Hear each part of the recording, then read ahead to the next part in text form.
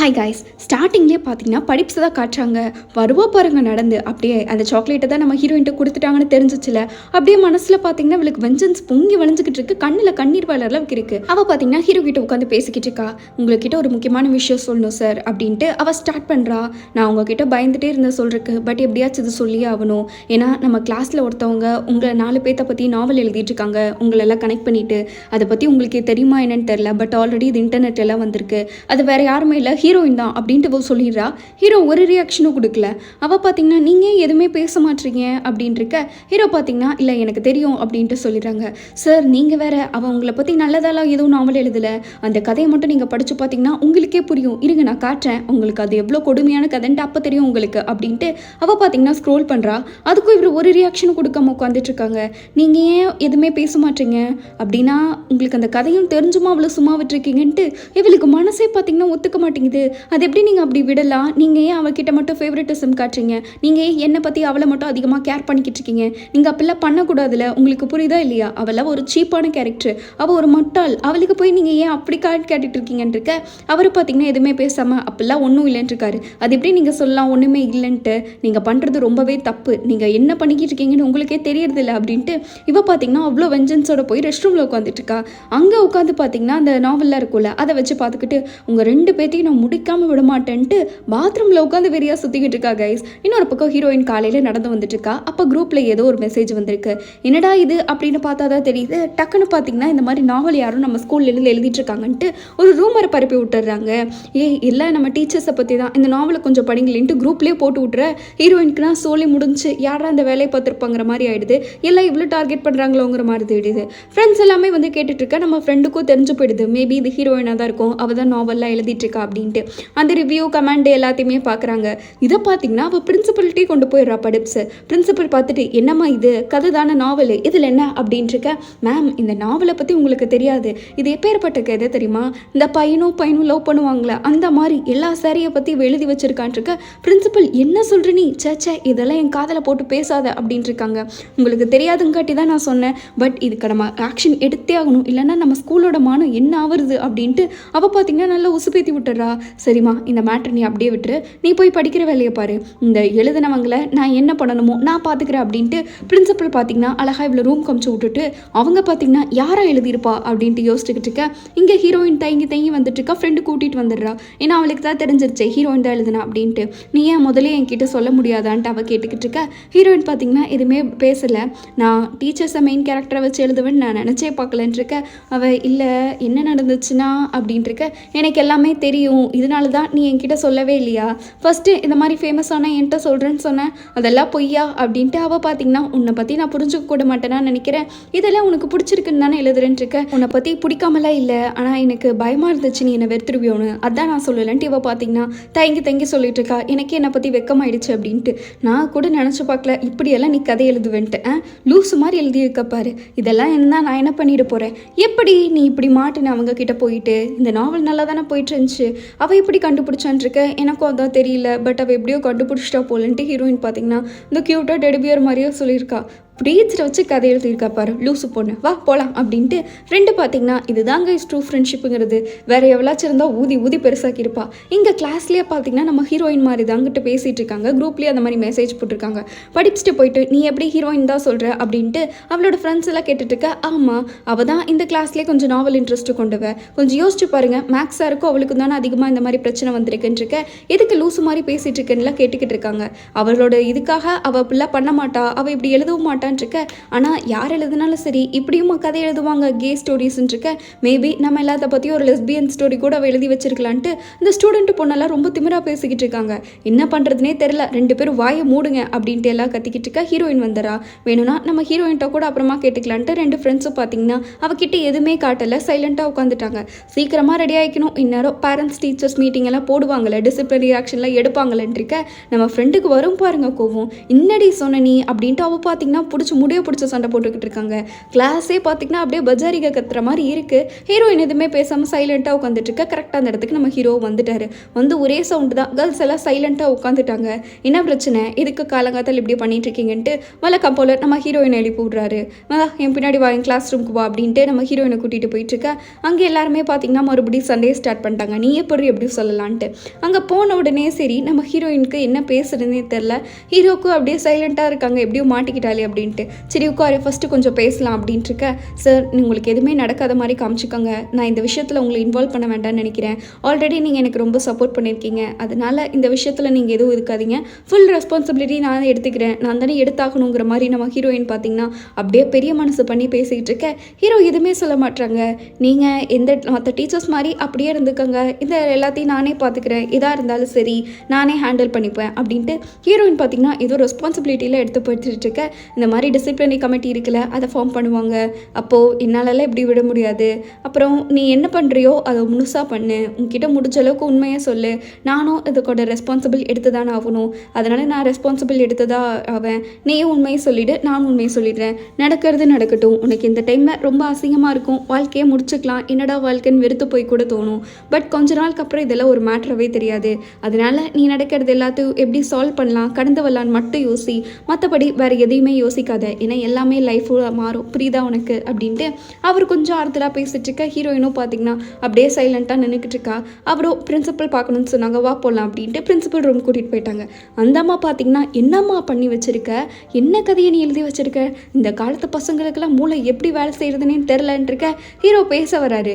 But அந்த அம்மா சும்மாவே ஹீரோ பேச விடாது. இந்த டைமில் சொல்லமா வேணும், இந்த மாதிரி ஒரு டீச்சர்ஸை எப்படி உன்னாலெல்லாம் யோசிக்க முடியும், இதுக்கு தான் ஸ்கூலுக்கு வரியா என்ன, கொஞ்சம் கூட உனக்கு அறிவே இல்லையா, இப்படி தான் உன் டீச்சர்ஸ் எல்லாம் உன்னை ட்ரீட் பண்ணுறாங்களா என்னன்ட்டு கண்ணா அப்படின்னா அந்த பொண்ணு கத்திக்கிட்டு இருக்கு. நம்ம ஹீரோயின் பார்த்தீங்கன்னா சைலண்ட்டாக நின்றுட்டு இருக்க. நம்ம ஸ்கூலோட மானம் என்ன ஆகுறது இப்படியே இருந்தா அப்படின்ட்டு இருக்க. ஹீரோ பார்த்தீங்கன்னா உண்மை என்னன்னு சொல்ல வராங்க. ஃபஸ்ட்டு அவங்க பேரண்ட்ஸை வர சொல்லுங்கள், எதாக இருந்தாலும் நம்ம அவங்க கிட்ட பேசிக்கலாம், இவகிட்ட நமக்கு என்ன பேச்சு அப்படின்ட்டு அந்த அம்மா பார்த்தீங்கன்னா ஹீரோவையே பேச விடாமல் வர சொல்லிடுது. அங்கே ஹீரோக்கு என்ன பண்ணுறதுன்னு தெரியல. கண்டிப்பாக உன்னை ஸ்கூலை விட்டு தூக்கறதுக்கான வாய்ப்பு தான் ஜாஸ்தியாக இருக்குது, இதுக்கு மேலே நான் விட மாட்டேங்கிற மாதிரி சொல்லிடுறாங்க. என்னடா அது தூக்க போகிறாங்களாங்கிற மாதிரி நம்ம ஹீரோயின் உட்காந்துட்டு இருக்கா. இன்னொரு பக்கம் ஒரு டீச்சர்ஸ் 2 பேர் இருக்காங்களே, அதாவது நம்ம பிடி சார், நம்ம ஜாப்பனீஸ் அனிமி டீச்சரு ஷின்னுன்ட்டு எல்லாரும் உட்காந்து படிச்சுட்டு இருக்காங்க. பிடி சாரா, என்னடா கதை இது ஒன்றுமே புரியலன்னு இருக்க. டே, அதாவது நம்ம 4 பேத்தையும் வச்சு அவள் அப்படி எழுதியிருக்காடா, ஒருத்தவங்க ஃபீல் பண்ணிட்டு இருக்கோம், எமோஷனாக இருக்கும் அப்படின்ட்டு இருக்க. அவன் பார்த்தீங்கன்னா எமோஷன் தான் அப்படின்னா அப்படின்ட்டு நான் இப்படி இவனை லவ் பண்ண முடியுங்கிற மாதிரி கேட்டுட்ருக்கா.